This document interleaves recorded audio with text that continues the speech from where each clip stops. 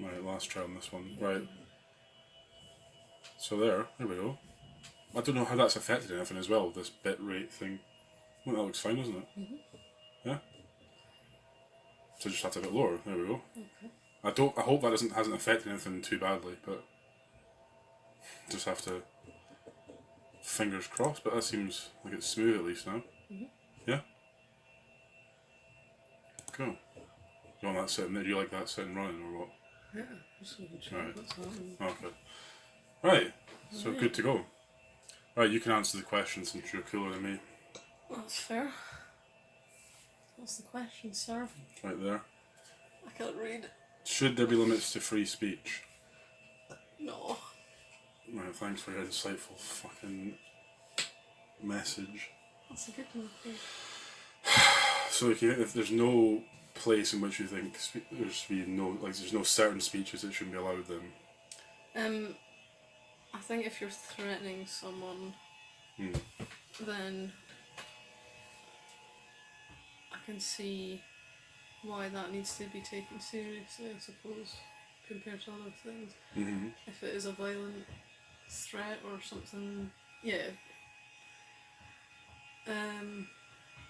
Although I don't really know how you draw the line between jokes and stuff, but I suppose people really shouldn't be joking about killing people unless it's your pal, and then your pal should know that that's just a joke. Yeah. But other than that,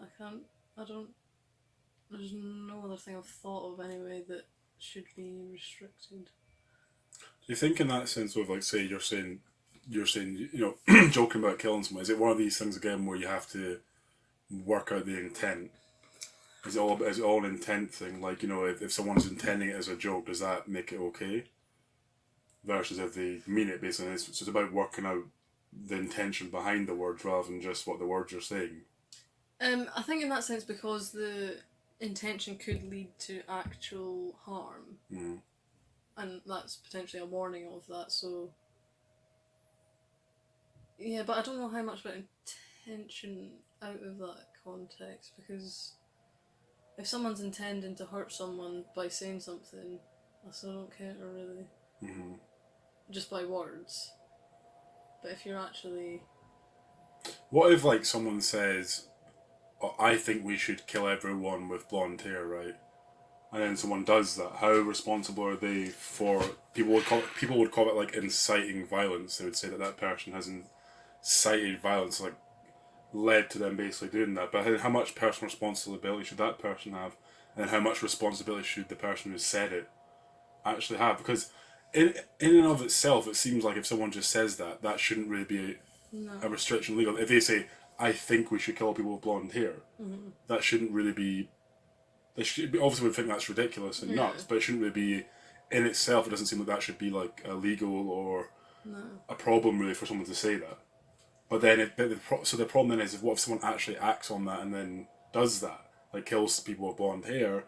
Does that... Have they incited that? Like, what level of responsibility does that person have for that, do you think?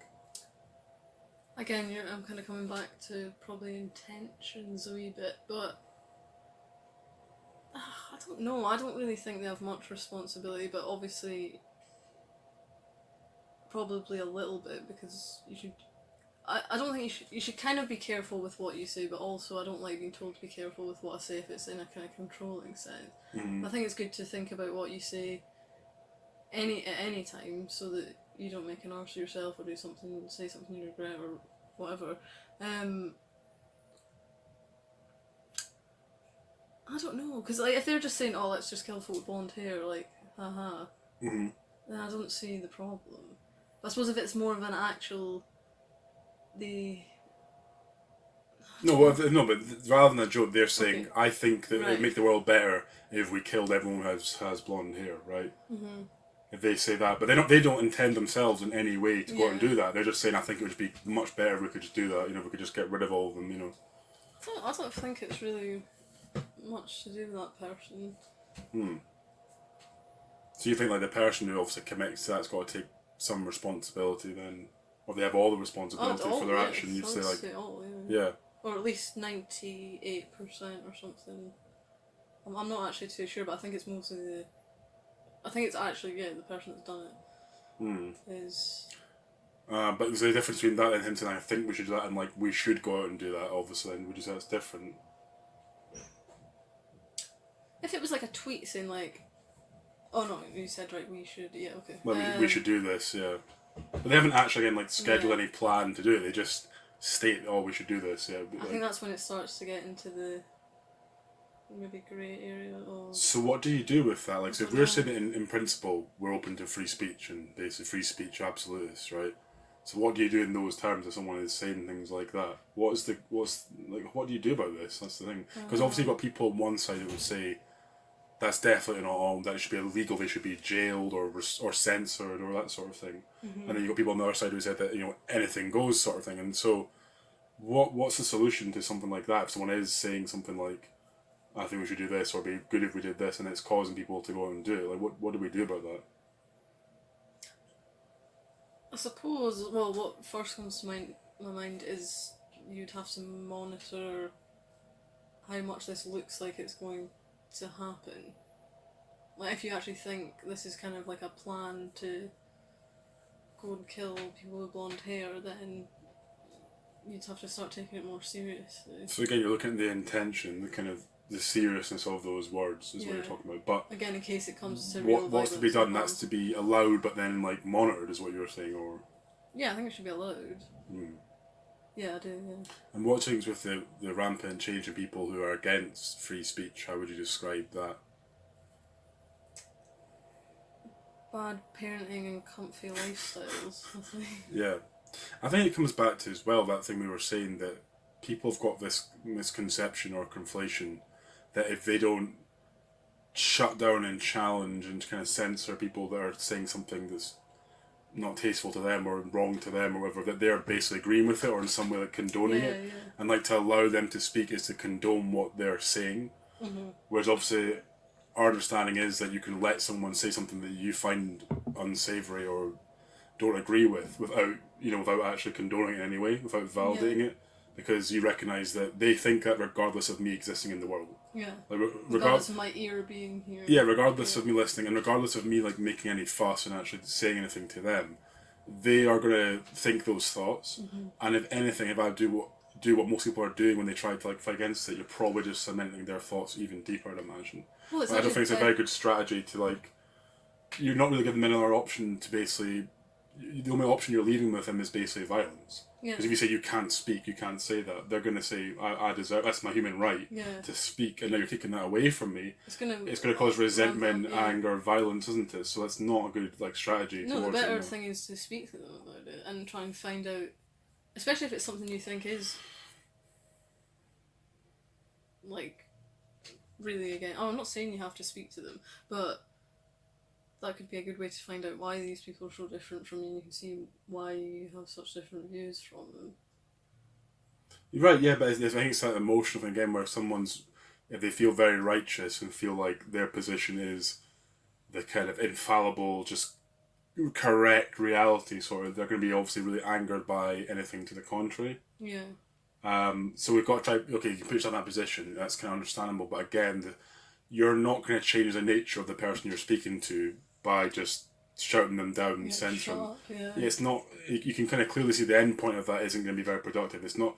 It's certainly not. If your goal, which you'll obviously people I think would verbally profess to saying, is that their goal is to convince people of their position to like, change them to their side basically, then I don't think picking the strategy of censorship is exactly particularly good. I think that's going to do the very opposite. I think if you try and censor, that just leaves people to probably like cement in those views further, to shout them out more, to try to go against you more. And if you continue to do it and you really don't let them speak, then they'll get so angry and so like riled that they can't let out their own thoughts. Yeah, exactly. That violence seems to be the next course of action as well. And they also can't, if they're not letting out their own thoughts, then they can't learn that any of them are wrong. If they are. Yeah, that's the problem. Like, you should be trying to take yourself in conversation. If you did truly believe that you've got the correct view and like it's the right view and there really is no view, then shouldn't you be going out as a teacher and like basically trying to teach people who you view as ignorant, essentially. You're viewing people who have the opposite view to you as ignorant in some form. And everyone does that. Everyone thinks that someone who isn't agreeing with them is just missing part of it or seeing it the wrong way or something. But some form of ignorance occurs for them. But ignorance requires like lecturing, that kind of teaching, not a punishment. It shouldn't be an instant stance of punishing that person, but instead trying to say to them like, show them how they're wrong, and do that through conversation. Isn't that like what human beings have done? Isn't that the best way of doing it? So it seems to me it's catastrophic to try and deny speech and try to not allow that path as a way of enlightening people. If you think you're enlightening them, then we're going to only go the other option, which I think is basically violence or something like that, something that's not as good as conversation, which is a unique human possibility that we possess and something we're meant to use and something we have used all this time with conversation. But there does seem to me to be like this real attack on it, and it does seem to be that there'd be no other reason to attack that other than you're not very confident. So Vigil SW says that Donkey Kong's mouth is a big pistachio. So I do like pistachios. that's a good point, I suppose, in the overall conversation. Yeah. By the way, even though that's completely off topic, did you ever watch the documentary King of Kong: A Fistful of Quarters? It's a very good documentary which follows the some guy trying to get the world record for the Donkey Kong arcade machine. Just that you mentioned that, you probably like it. But yeah, I think so.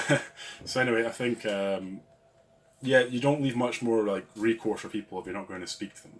Well, I think as well, with what you were saying as well, like I think it pushes people further. Like, let's say someone was kind of like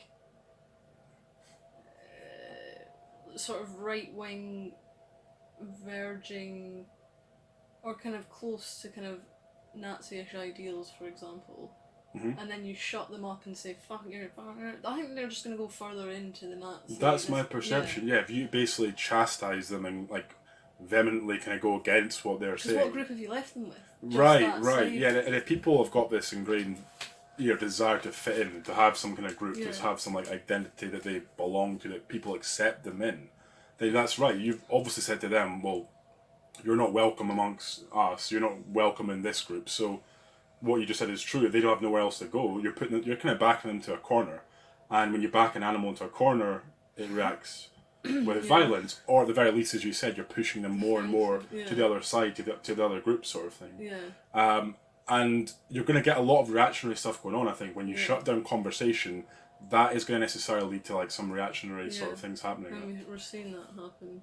Right, definitely, yeah, because there seems to be a resurgence of people that are nationalism is kind of rising, and then you've got that seems to be a reaction to the censorship sort of stuff going on. So it does seem to be a really sort of tumultuous, is that the word, sort of time, turbulent time, sort of like right now where conversation appears to be shutting down. There's less and less sort of fruitful discourse that's taking place. There's less sort of respect for each side. I think most people view their side as correct and just have no room left to kind of see, well, I believe this, but I've got room to understand how someone could see that. It's more or less, look, I believe this, and everyone else can shut the fuck up. There's nothing else to be said on the matter. Yeah. This is right. If you don't believe this, you're completely ignorant and evil and wrong, And where are we going to go from there? If we can't talk and we can't discuss these things, then I don't see where you go except for some catastrophic kind of end, isn't it? Sorry, is there any chance I could go off the camera to lie down? I'm really not feeling well, but I'll still speak to you. Oh, okay. Sorry. I'm just... It's very warm. Well, maybe, I don't know this fan thing, how it would affect it. No, it's not. My tongue is really sore. Oh. Down, so Yeah. I'll still chat away. Well, there's not much chat going on except for Donkey Kong's mouth is a big pistachio, which is actually like one of the tamest sort of trolls that we've had. I mean, so that was alright, but it's kind of strange though, just to join in to say that. I mean, yeah, come on, give us some more. I know. Is that it? Come on. You can say anything in here as well. Yeah. Like, we actually think there should be no limits. Exactly. Your free speech. You really could be saying more. I mean, I don't know. And they didn't even respond to me saying about the Donkey Kong documentary, which, is actually a relevant point to what they're saying. But yeah. So what do you think with these kind of the issues we were speaking about, like with threats and stuff like this.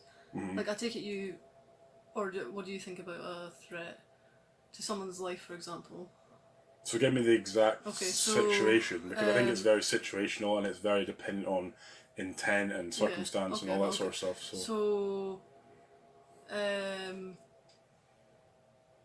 a young person at school gets a text from another person from a different school and says, I'm gonna kick your head in tomorrow. No. Yeah, I'm gonna bash your head in with a brick tomorrow after school. Mm-hmm. Let's go with that, first of all. Okay, what are the options for what can be done? Are you going to give me options, or I'm just to say what should be done, or? And what's the context? Like, I've heard them say that, and I'm a third party, or they're saying that to me, or like what exactly is the context here? Okay. Let's say you're one of their dads, and they've come to you. Like, you're the dad of the person who's been threatened. No, maybe that's not good because then you're a dad. No, definitely have to take action. Yeah, exactly. Obviously. A teacher then? Well, first of all, this sort of thing is being said, isn't it? Like, Yeah. there is bullying, there is threats like that. So, but the current state of that is that not much really does happen. Yeah, exactly. So it's hard to tell which ones are real, I suppose. But that's a threat of violence, and it should be taken as such. Mm-hmm. So, it's a direct and obvious threat. There's no hint of it being a joke, assuming they're not friends and assuming that he doesn't like them and is bullying them or whatever. That's a very obvious and direct threat. So, should be dealt with in such a way that they should be punished. Yeah, I think so. And how are see before all this, it went a bit crazy with hate crimes and all this stuff. How were threats dealt with? Well, I don't know, like, what happens with that, isn't it? Because there's always going to be bullying, and that's like a school scenario, and it's obviously there isn't really policing within the school environment, is it? Well, you know what I mean, like mostly, and like, even then, he's not going to like hear every conversation or monitor everything that's said, and that obviously is still the case even like in society. It's not like you can monitor every conversation, every person happening. That's just a direct and obvious threat of violence. Yeah. So I think that should be dealt with as a crime. Yeah.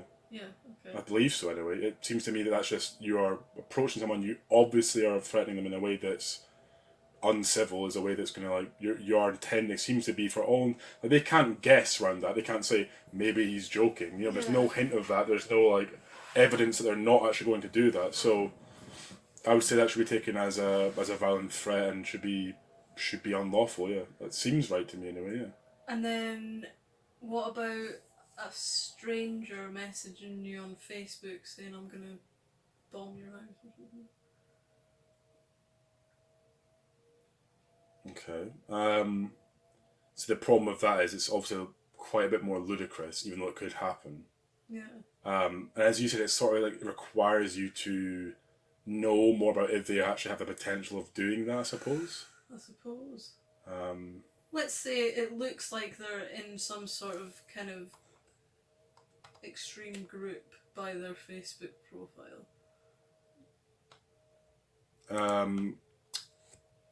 Sorry? So let's say you go and check their Facebook and it looks like they are actually into some kind of extreme stuff, which maybe makes you think. Is it like, and this is just like out of nowhere though. Out of nowhere. Yeah. There's no good reason. Sorry, it's quite a tricky one.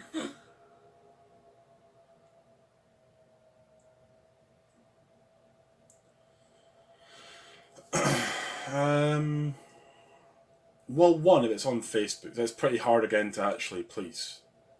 Yeah. I mean, I don't see how you wouldn't be within your rights to kind of to report that to the police, because just in case. Again, if there's no joke, if there's no there's no obvious joke, it's come from nowhere, you don't know who it is, so that's even more etc., then I don't see why you would be not right to kind of do that, to kind of say to someone or to report that in some sense, because you're just worried about your safety, and that's, I want people to be able to uphold their safety to feel safe, obviously. They shouldn't have to worry about that threat, even if it's sort of a joke. And if it's just come out of nowhere, again, it's different, because you obviously get these people who, they get death threats on Facebook, but it's usually linked to some kind of like reasoning. Yeah. And then they can at least have like an inkling of they're being hyperbolic. They're just saying that because they don't like me or they don't like my opinion, Yeah. etc., etc. So I think that's a little bit different in that sense that they know at least where that's coming from. Like say you say some political message, you're gonna get like the people on the opposite end of that. Yeah. They're gonna say, "I'm gonna bomb your house. I hate you. I'm gonna kill your family." Right? But at least you know that it's you have a reason. I think without the reason, it obviously makes it much more Like, mysterious and much more like what is this? Yeah, and more, and it actually to me seems more serious. Yeah, because people, it seems to be that they'll do that. That happens all the time. There's just a bunch of people who will say these sort of things. It's the internet. It's not policeable. It's anonymous. So because of that very reason, people will say things that they wouldn't say to someone in person. So and so you know that's coming, sort of thing. At least you know that's coming. If you don't like that, don't look at those messages. Don't have an internet thing because that's going to happen. I'm not saying that's good. I don't condone it. But I just think that, again, you can't just deny reality or like look away from reality or say it's not going to happen because you think it shouldn't. That's not how it works. The reality is there are trolls. There are people who like to say nasty, nasty things to people they don't like on the internet. So is your opinion that people should be raised to not send people death threats and, like you said, not speak to people in a way that they wouldn't in person, and basically be careful with their words, but also not to restrict their speech in a free I think it's sense. obvious that you shouldn't do that. Yeah. I think that's very like morally obvious that you shouldn't really be threatening someone with violence for just simply the reason you don't agree with them. I think it's different. Yeah, it's different saying like you're a fucking idiot because of this, because you don't think that it's not the case, and this is why. But I think there's so many ways you can slag someone without like being violent. Exactly, without actually making them fear for their safety, for their life, all this sort of stuff. I think that's too far. Yeah, I think morally it's questionable in the sense that you could just say, well, you're really fucking dumb because you think this, and that's just not true. And I disagree with you because that's a much better right. way of, At least tell them why they're an idiot, like rather than just I'm gonna kill you. It's a lot more productive, isn't it? Right, but productiveness is like the hard one to come by because the problem with it is people want to just assume that other people should be able to see it the way they see it. That it's all kind of ridiculous that they should have to explain it to them. But the reality, once again, is that people don't just see things the way you see it necessarily, and in fact, won't see things the way you see it on many different issues. But it's like this bridging the gap thing. That's actually what I hope we could do like here, is kind of bridge that gap between people of different views. It's just sound like rubbish about them trying to like promote the channel or something like that, like some service or something. That's actually what I hope we do here, is like kind of bridge the gap between people's different views and just show that it's okay to disagree and like see things differently, and that again you have like little choice over your perception in a lot of ways. So just recognize that. Just at least recognize that people are perceiving things the way they are due to many number of different reasons, and it's not always simply because they're just stupid. They might actually be intelligent, but if you think about all the kind of emotional events, the life events, the turmoil, the kind of individual things they're going through that you're unaware of that have had an effect on this perception, then you start to kind of see that, okay, people can get completely led in the wrong path on things. And it should be your job to try and help illuminate what you believe, show them the good reasons why you believe it as well, and then leave that out there for them to like digest. Also, I think it's like, just like if you're eating a meal, it takes time to digest it. You can't just shove the food down straight away. That will just cause distress, I think it's really similar with ideas and thoughts, that you give someone time to digest it themselves, because no one's really going to just like take it straight away off you and totally change round. Well, and you don't want to lecture someone for 3 hours and then expect them to like be like, okay, I'll think about that. Like maybe give them a little bit, chunks of things, little digestible pieces, like little bits here and there, so they can go away and think, actually, and then look at themselves and go, oh, actually, that is a good way of thinking of it, or that isn't how I've thought of it before, that sort of thing. So even just like these little pieces will help people more, I think, than just like a whole bombardment of like all this stuff to kind of bombard their position with. And so I think it's better to let them digest, give them time, and just give them little bits of information. And so, what's your opinion on why? Sorry. Why do you think people don't want free speech, or want it limited? They've decided collectively, obviously the people that don't want free speech, that their position is without error, that it's morally definite, it's more superior and just a good position, and so there really is no alternative to how they're thinking of things. And where do you think that comes from? Though that, like, what's the patterns? Definitely a huge ego. Definitely like fear, the desire to fit in, all the kind of common universal human flaws that I think we have. Like, so, yeah, Yeah. those I think are the main effectors of that kind of position. Yeah, the fact that you want to seem to know and be on the good side, so you'll do what it takes to do that. You want to find that as quick as possible. They don't want to spend any time in the dark, any time in any state of like thinking or thought or contemplation, because that's all like scary and oh, I don't know what's good and evil. I don't know what's right and wrong. It's a very perplexing position to sit in. Even though that's required if you're going to get anywhere close to finding out what is good and evil. Yeah. But I think they want to know like very quickly to be on the good side, and yeah, and apart from that, they fit in with that. So yes, it's the fitting in. It's the ingrained sense of fitting in with a group, and the right group, and two, not appearing to not know. Okay, but so these are things that we've always had throughout our history. These two things that you've mentioned. So Right. why right now has it? Why have we gone from free speech for hundreds of years to?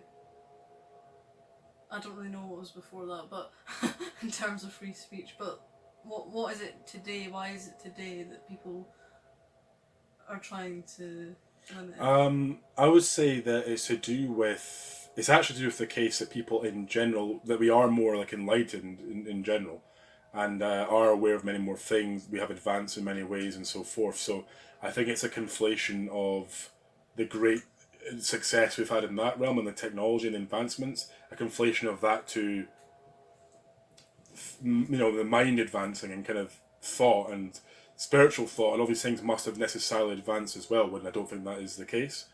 So I think people are conflating those two and saying, well, we're at this point, we're like the end effect of all these other generations, so this must be the best generation, we must be the wisest, and so forth. And aside from that, I do think it's the ignorance of the fact that you can go too far with virtue. That just appeared to me be a new thing. Yeah. It seemed to be like the Western civilizations uniquely guilty of success is one thing, yeah, and then two, trying their best to show, everyone's trying to show how good they are in virtue. So again, I always say it as like trying to appear to be good rather than being good, because one's much easier than the other.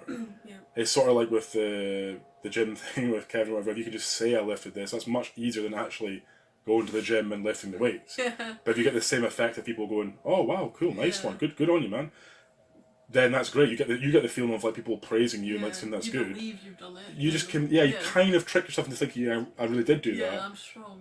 Or I kind of could do that, and I don't have to prove it. Yeah. If I wanted to, I could really push it. I could do that. So yeah, they do this kind of mental stuff to kind of allow for the easier option to be taken, and that again is a human flaw that's existed for many years, and that is by what I mean by that is taking the shortcut, taking the most convenient route to getting the result that you want. Because why, from a simple, just a cost for reward type, if you fought very just like pragmatically, just like that, without the actual integrity part being a problem, just, oh, how can I get that feeling the quickest way possible? That is the quickest route towards that. So if you don't have integrity, if you don't have any like moral integrity or character integrity or anything outside of that impeding you doing that, then you will do it. You'll choose that option because that's the quickest way to get it. Yeah. And what was I going to ask you? Bloody hell. Bloody hell. Right, wait, let me actually just retrace my steps and get this. Oh, what impact do you think... I just thought of this now, so I was thinking that obviously this has happened in our generation, isn't it? That this whole not wanting free speech thing. That's sort of our generation, I would think. It appears to have ramped up, due Yeah. to our generation, yeah. And do you think, or what do you think the impact is of having adverts of, you know, all the African children dying and like stuff like this? Like, how much of that kind of stuff being fed to us from when we were very young and not even aware that you just think, oh God, sad. You're not aware of any Right. of the reasons or whatever, even though, anyway. How much of an impact do you think that's had? Do you think that's led us anyway towards this sort of view? That sounds reasonable in the sense that that's a sort of emotional manipulation. So it's the tactic of using emotions to kind of browbeat someone into thinking a certain position or taking a certain position. And that is a common tactic of many people today, is to use emotions, to use stuff that's going to hit home on people, like call them names, call them things, use ad hominem, use whatever to kind of like force someone, like you try and break them, you try and break them down. And the difference is some people will say, that doesn't work on me, I need reasons, I need logic.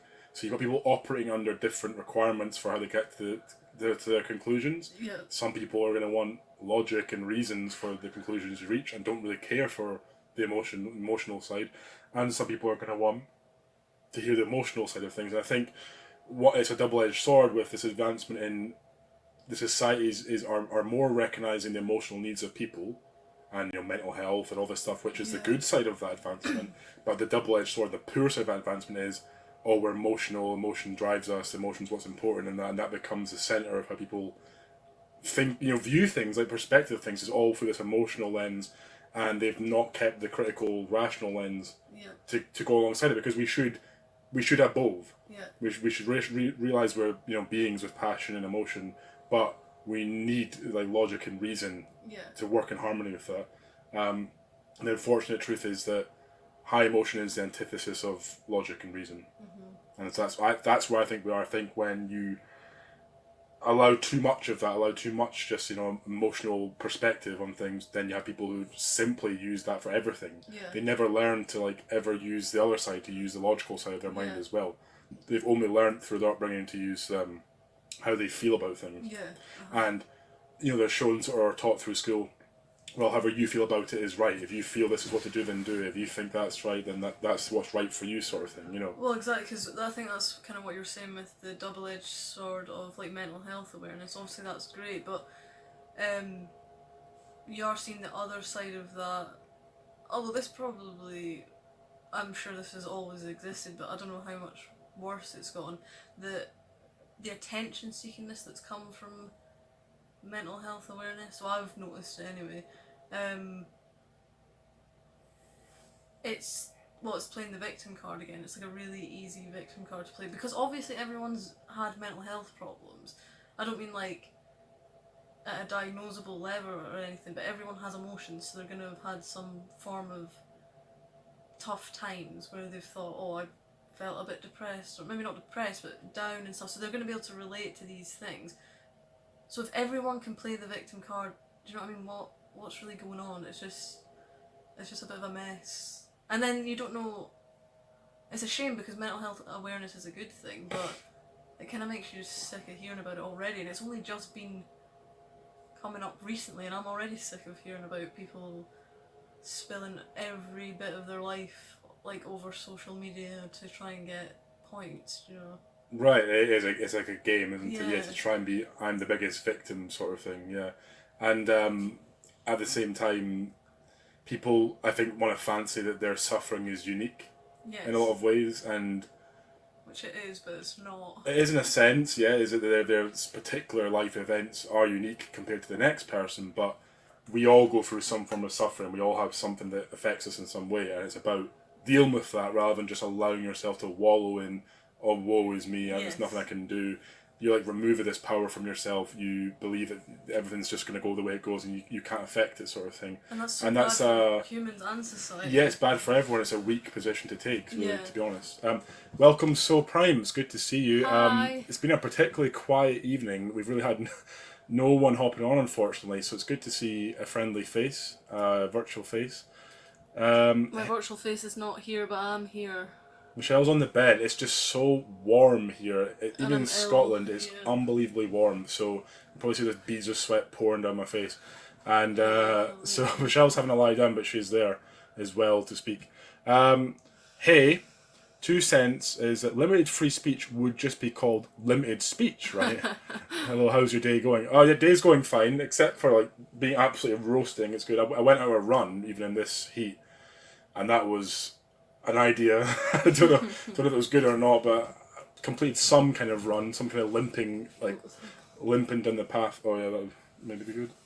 So But yes, I think it would be called limited speech. I don't think limited free speech makes much sense. So good point there. yeah, we're the only thing we could pick out ourselves, because I mean, in principle, I'm for free speech. I'm for people having conversation because, well, that's kind of the point of this channel. For example, for one thing, we've always said that the point is anyone can really bring up their ideas, their thoughts, and I'm not going to chastise you for how you think or kind of just be against you because of that thought. We're trying to work out where there may be acceptable reasons, and the only one you can really think of in that sense is maybe the incitement of violence and direct threats and that sort of thing could be treated as something unlawful. I can imagine that.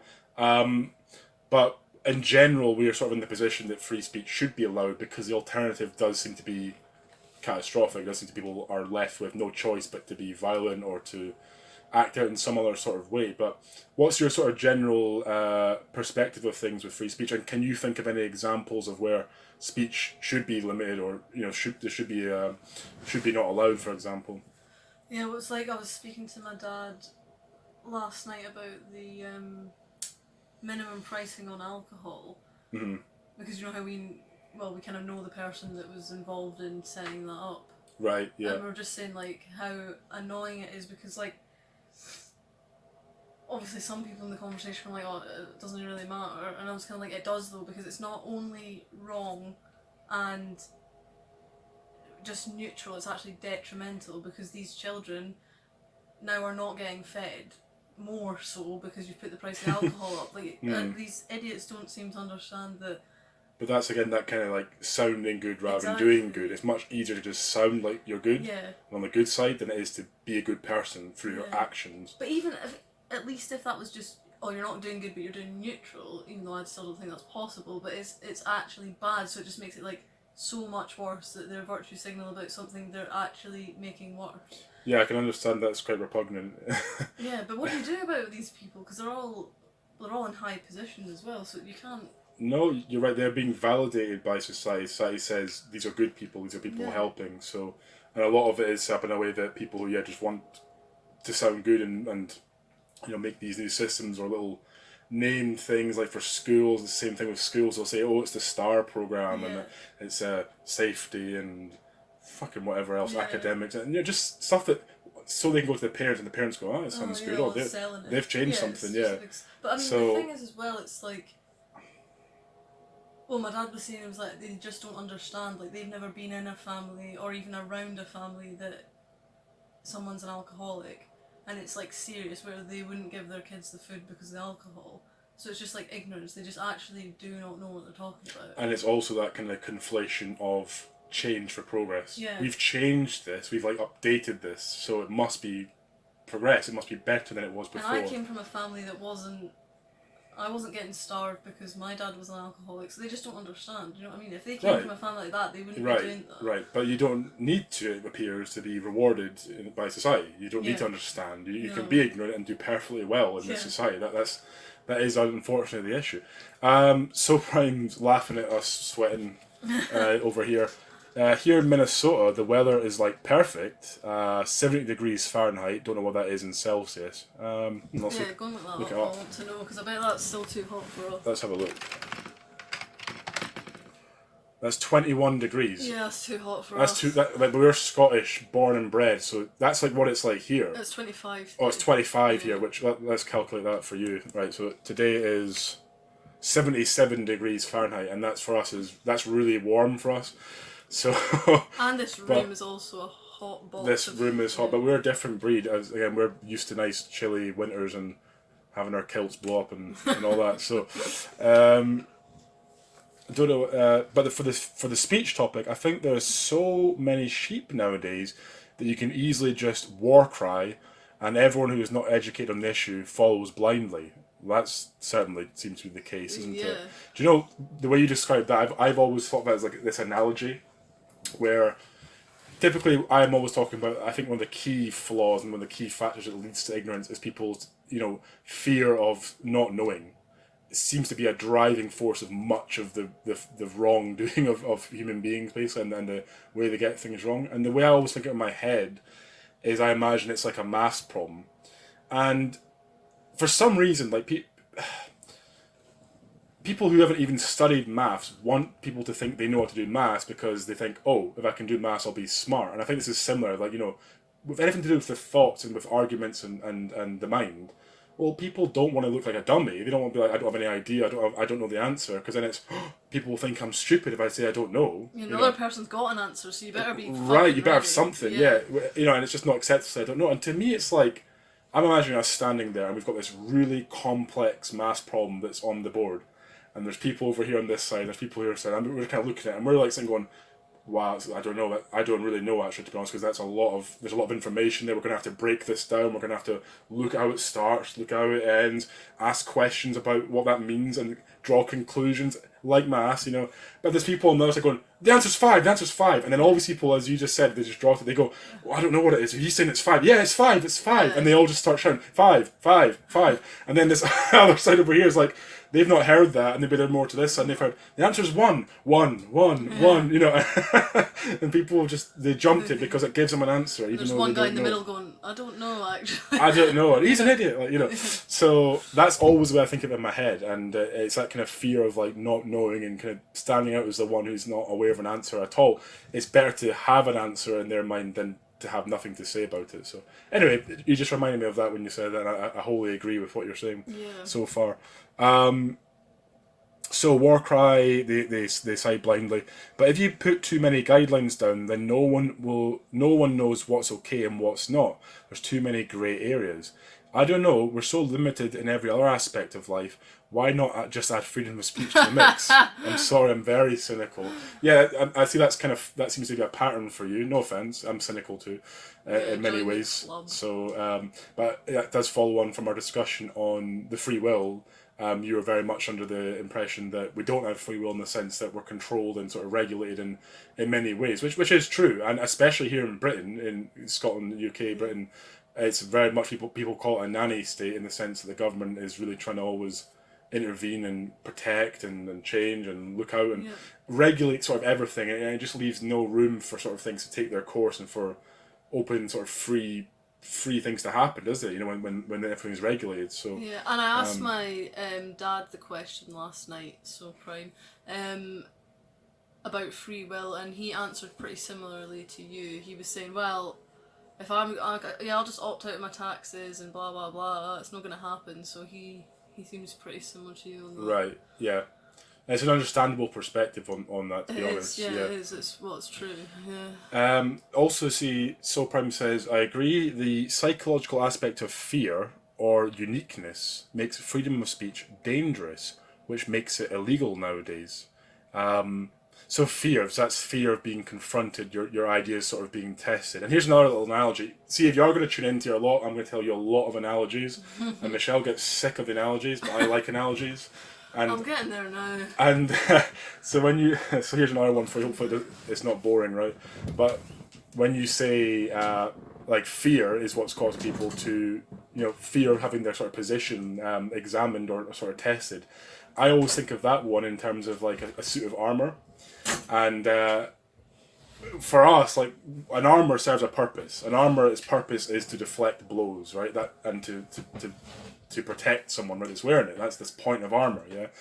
And it doesn't matter how the armor looks. The armor can look like whatever. It doesn't matter how it looks as long as its job is fulfilling it. It's fulfilling its job. It's protecting you from getting hit.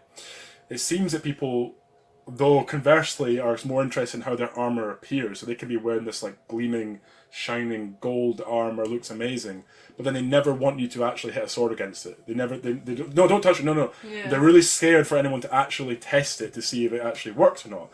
And to me, that's very similar to someone having an argument that they present as like really wonderful and gleaming and great. But when you go to, oh, can I just test that a little bit then, please, to make sure it is good? No, don't bloody, don't inspect it, don't test it. God Almighty, you're gonna smash it.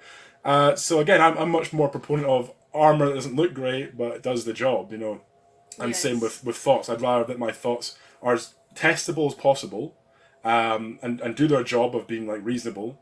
I don't really care how they appear to be. If they don't appear to be gleaming and wonderful, doesn't bother me, because many times the truth doesn't sound that nice. It doesn't sound that good.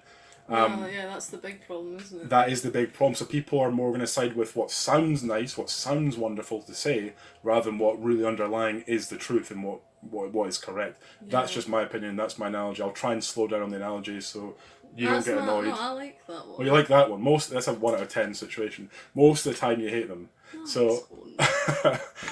We have the noise. Will it come on the screen? Wait. Ink becomes the dime. Does that say? It's Dinny. Link becomes the dinner. Thanks very much for the follow. Thanks for coming along in the stream. I see you've chatted. I'm going to get down to you just now, and we'll see what you have to say.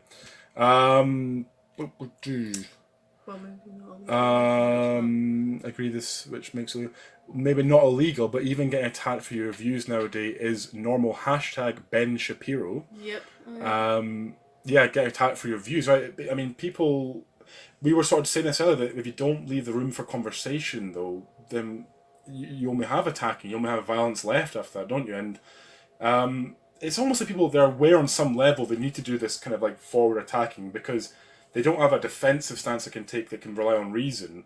So what other options do you have? You have to kind of attack your opposition to be able to shut them down so they don't inspect your armor, if you will, if you're using that analogy. They don't come and test you, because they maybe know on some level their armor is non-testable, that it's fragile, that put under scrutiny it will fail. So I think in that sense they, on some level, like know. Their unconscious knows. Maybe. Yeah, their subconscious, unconscious, whatever you want to call it, knows it needs to like attack outwards sort of thing first. But So Prime says, I do a lot of analogies now. It makes it much easier to debate an idea. I have always thought that. I always think they're just an excellent tool for forming your idea, doing that comparison. Good one's very good. I think it's really handy. Yeah, just look at it in that sort of way. So I always end up like thinking of things in analogies and come up with analogies for things, because it helps me and it helps me get across my point as well. I usually find so. Yeah. And then you get really, really angry. So it's a win-win-win. I'm just laughing at the last comment again. Oh yeah. And so Ink, I'm just going to say Ink for your name. Hello. Hello. Oh, Link. You're right, it's also, Link. my dad is a smart man, thank you. Oh, did I miss that? Yeah. Yeah. Your dad's a smart man. Yeah. Okay, yeah. Hello, Link. And So Prime says, the armor analogy is perfect. Thank you very much. Fake it till you make it. Yeah, that is what it is, isn't it? It's kind of like, as long as other people are sort of perceiving you as like the Black Knight with like the great armor, but you never actually have to joust, then it's great. You go about, you collect, just get the job. you walk about, get the accolades of everyone going, oh, that's the Black Knight, look at the armor, look at he's so powerful, he could do anything, And as long as you don't ever have to go in the ring or go in the jousting arena or fight or anything to test it, it's fine. As long as you can convince other people that you are what you appear to be, you're golden, and you just never have to be tested. And when someone does try to test you, you just don't allow it. You just kind of shut it down. Call them a Nazi and that'll do it. Call them a Nazi. Do whatever it takes. just shut them down. Don't let them speak. That's the main prerogative of someone that is wearing the fancy fake armor sort of thing that's made of glass. So, also, Link said, is that girl your daughter? That girl's not my daughter. I don't know if that's maybe fair enough if you're saying, your dad's a smart man, as in maybe Link saw the comment saying that and then made the assumption that was referencing but me. Usually it happens without the dad comment. It happens anyway, yeah. And I'm not a smart man, so now that you know. But it's fair that you made the assumption, because it does say, your dad's a smart man right there. No, that will not be the reason. So that's what it won't be, because I'm not smart in any sense. So, but Link, since you're here, have you had any thoughts on that question? Should there be limits to free speech? What's your perspective? What you got any ideas with that? Do share them. So Prime says, that actually seems to be the common practice nowadays with speech. Just continue to interrupt the other part and don't let them talk. Yes, well, I don't know if you were on the time that I was speaking about It was actually no, it was a debate on political correctness. I don't know if you've seen it. It had Jordan Peterson and Stephen Fry and two other people who were doing the interrupting and stuff. But it was actually on TV as a debate. It was really embarrassing. I can't remember if I mentioned that while you were here, but it's not fair enough in normal conversations. It's embarrassing there, but on TV and you're calling it debate. And as well, they had actually I think it was 6-minute segments. So it was actually timed because they knew people were monkeys and can't control themselves. So it was actually, you have 6 minutes, no one speak, that's your time, and they still did it over. Right. Still spoke over. I think it's because, once emotion comes into play and once you don't have control over your emotions, you can't but help it. It's like someone's just jabbed at you and attack you. It's a reactionary thing. Well, so because they think they're actually fighting evil. They think there's a big monster eating children on the stage, and they have to obviously. There's no time for rules in that place. You just have to go and get them, take them down. Right, and you don't show respect for something you consider like evil. Yeah.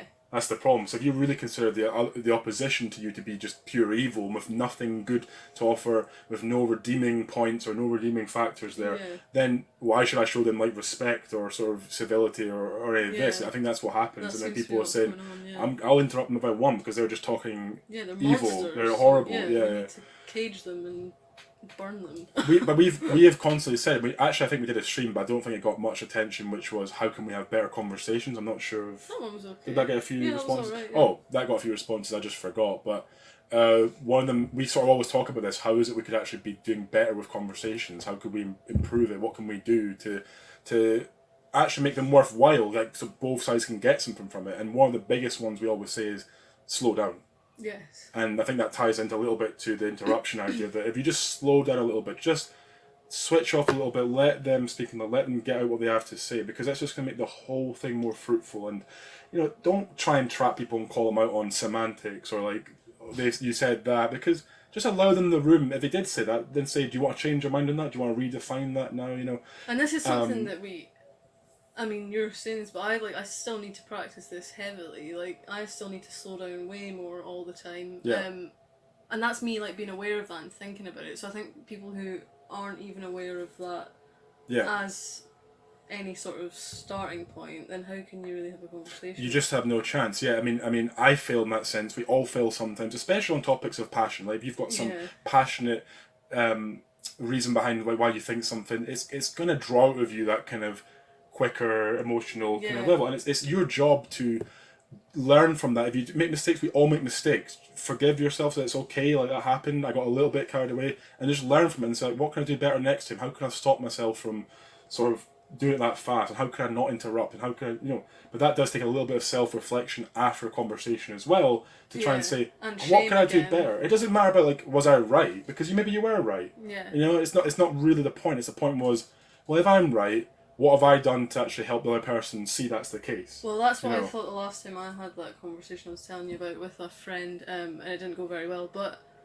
I was really, really trying in that time to be slow and good, and there was still things afterwards I was I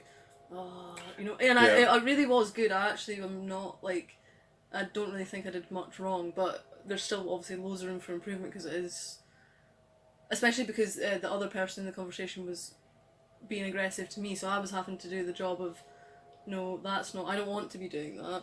But obviously it still gets your heart rate up a bit when someone's trying to argue with you. Yeah, and you have to try and actually physically calm that down, and your mind, calm down your mind to try and calm down. It's sort of it's not a common state of being to have someone attacking you and being fast with you, because it's not my common state of mind either. My mind's much more methodical, much more slow when it speaks to itself. When I'm thinking that, it's not really it's jabbing and going fast. Especially when it's a friend as well, so you're not even in that place with them normally. Right. You're normally just joking around, talking. Yeah. And then suddenly it's. And it's a little bit again, I've always made that comparison to having a conversation, or if it's in some debating sense, they're in opposition to you. It is a little bit like sparring. Yes. But in that case, it's a little bit like sparring, and you're trying to learn and do from it, but they're just going crazy and wild and that. And maybe even if you could just beat them, but you don't want to hurt them because you want to like help them in that. Yeah. So it's like some beginner coming at you just swinging punches. You're kind of just like holding them off, and you're just parrying, but you're kind of like you could just deck them, but you don't really want to touch. You don't want to do it. And you're kind of like because you're not a dick. yeah, so you're kind of like having to parry and like go along with it as though they actually are bringing and they think they're good like points. 7,000 times stronger because they're actually like Yeah, and it's just trying to hit you so and you're not. it's a difficult situation, and like just like when you're in like a fight or sparring, it's like a heat of the moment type thing. Like when you're in a ring with someone and you're punching and punching, it's like you don't have much time to think when that's kind of what's brought upon you. Yeah. Even if they are a beginner, even if they're not got particularly good punches, you still have to like be switched on, and you're still getting brought into like this moment of very much not the slow logical thinking. With my experience, I've been doing boxing now. It's not like you don't think. Oh, I'll punch him there and then dodge. You don't slowly like work out he's dodged that, so I'll punch it. It doesn't work like that. Your brain just is firing off. It's just reacting and reacting. That's what it's really doing. And I think it's that same thing that people aren't set up to go into a conversation with the idea of, oh, we're sparring each other so we can both improve and we can learn from each other. Yeah, there's one. They're going to beat you. Yeah. They're going to beat you down as best they can so they can come out as a winner from that. And that's like what a beginner does with sparring too. They just don't know how to conduct themselves in it. They've never practiced it, but they fancy themselves a really good fighter. And it's very similar. People have never practiced debate or practiced thought or practiced critical thinking, but they definitely want to fancy themselves a competent thinker. Because who amongst us is going to admit or think in their own mind, I am not a competent thinker, I can't think? Because that's like one of the ultimate offences you can give someone. You basically can't think. You're not, you don't think for yourself. Your thoughts are pish. Your thoughts are pish. No one's going to really admit that to themselves at the start. So that I think is the issue too. People fancying that.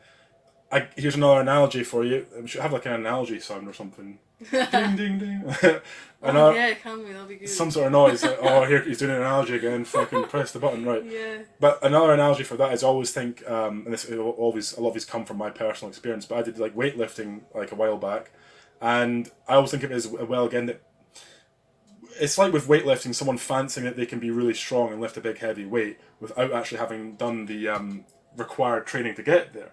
Now, in the weightlifting world, if someone goes into the gym and says, oh, I can just bench press 200 kilos because I feel like I can do it, very swiftly reality will show them that they are wrong. But with thoughts and argument and meditation, there isn't something that really, nothing in reality like smacks them down a level and goes, no, wrong. Not enough to like death as it used to. Not enough to be like completely humiliating, so they can just get away with fancying themselves a thinker without having done the training, and nothing enough shows them that they're not actually a thinker because there's enough people to agree with them, or they can justify their position or rationalize it in some way and just kind of come away from encounters saying that's just because they are a dick, or that's just because they're ignorant, or whereas you can't do that with weights. If a weight's there, you can either lift it or you can, and there's really no way to lie about it. You'll just get crushed by the weight. So if only thoughts were a little bit more like weightlifting, so that there was you couldn't really get away with doing that kind of rationalization. I think that would help the whole situation. I think. Yeah, I think so. Is Link still there? I want to hear your opinions on free speech, please, if you're still there. Link, hasn't really said too much. Soul Prime's maybe just chilling, relaxing, listening to what we have to say. We're sort of rambling a little bit, perhaps. Maybe I've not given much space for you to chime in, but if you're still there and you want to make any points, please do so. We're kind of coming nearer to the end of the stream again. We usually do about an hour, so we'll kind of say if you've got anything else to say or add to that, or any points at all on anything, then let us know. And if not, we'll sort of wrap it up. And go and get a nice ice bath. I think I'm going to go for like a third shower almost. It feels like I might have to do a third shower of the day because it's just so warm. I did one in the morning, one after the run, and then now a third one. You go through so many, but it's just required. It's just too hot. Okay, I'm going to take that as an assumption that no one has anything else to say. Do you think? Yeah. You think? I think so. That's enough time. It takes a wee while to type and then it to come through. Okay, I'm going to do a countdown. If no message comes through after this countdown, we're going to assume that we're kind of wrapping up. So here it goes. 10, 9, 8, 7, 6, 5, 4, 3, 2, 1. Nope. Okay, I'm going to assume that's that then. Everyone's said their piece. Well, didn't get too much on tonight, but I think it was still a good conversation. Yeah, so Prime, that good, was good. good stuff. Lots of things to speak about with you as usual. So thank you for contributing. Yeah, appreciate it. I mean, again, without people coming on to have the conversation, it is just us chatting, which is fine. We have these conversations anyway, but you have made it more enjoyable, certainly for us, and you always do bring some interesting points to the field as well. So do appreciate you coming along. I said as always, if you think you know anyone else who'd enjoy this sort of thing, you think there's someone who likes these kind of deeper conversations, whatever you want to call it, tell them about this. Tell them about the stream. Say there's a place we can go. We do welcome anyone that wants to sit here and think and bring their points and sort of explore these ideas.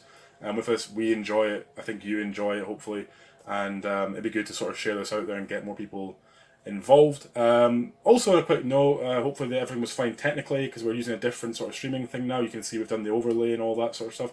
Hopefully it's running all fine. Let us know if you have any like suggestions or comments on how we can improve any of the aesthetics, that sort of thing. We'll take that into account. But it seems to have went dead as I've said, so for now we're going to log off. We'll be back on tomorrow night at 6 p.m. The countdown is at below the channel as normal, and do take care. Yeah, see you later. Cheerio. Bye-bye. Bye.